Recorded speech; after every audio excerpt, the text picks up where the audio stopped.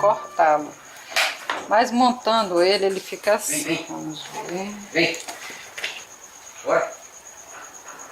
Olha, ele é enorme, né? É. Tambuquinho. Bora.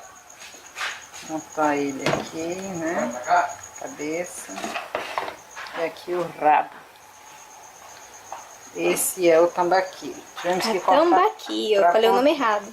Para poder caber na assadeira, a gente teve que retalhá-lo. Então aqui a gente coloca, já tá com sal, já foi guardado com sal para pegar melhor o sabor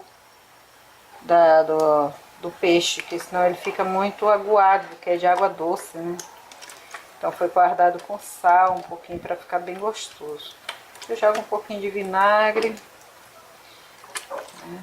Puxo dentro dessa vasilha aqui por um pouco, para ele ficar, e já coloco para assar. Já tá até passando a hora do almoço. Aí ele vai assar numa assadeira caseira que eu tenho, elétrica. E é fácil assim? É só colocar a sal, assim. Já foi guardado com sal, como eu falei, né? Já foi guardado com sal no ponto certo.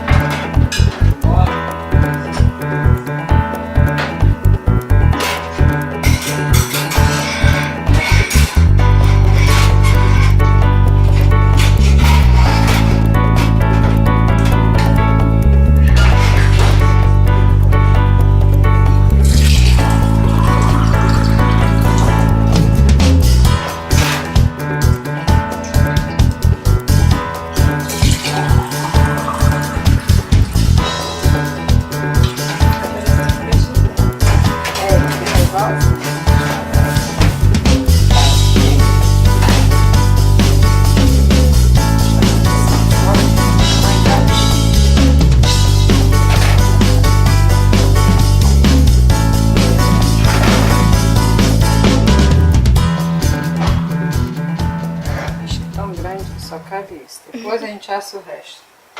Eu costumo colocar uma coberturazinha por cima para o calor se concentrar. Não fugir, né? E vai cozinhando a parte de cima. Quando tá para assar, ele já adianta bem. Você coloca aqui e depois coloca no forno? Não. Não é direto aí? Aqui já é a assa. Ah. Já é assado. Liga, meu filho.